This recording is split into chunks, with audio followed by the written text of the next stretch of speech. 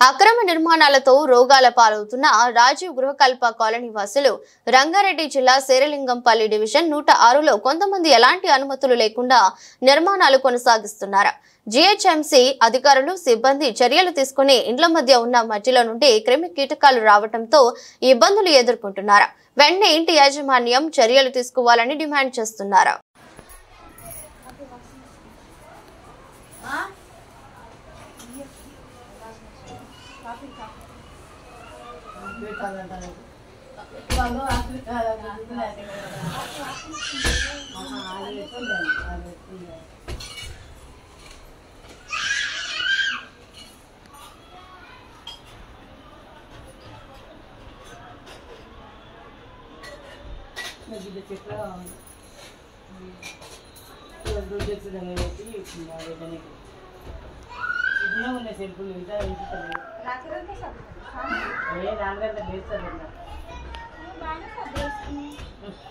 అందరూ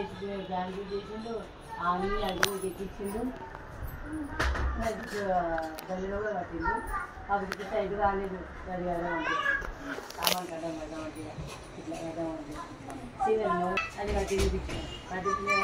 ఏమికి వస్తుంది పిల్లలను కొట్టాలి సగం అవుతుంది సగం ఇతరు చేసి చీరలు అది చీర వేస్తే బాగా వద్దమాట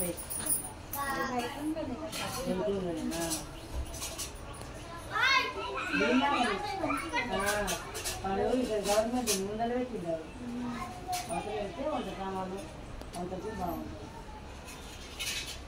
ఏమో అయితే కట్టించండి ఆఖరికి ఇప్పుడు వీడు కట్టిస్తలేడు వాడు కట్టిస్తలేడు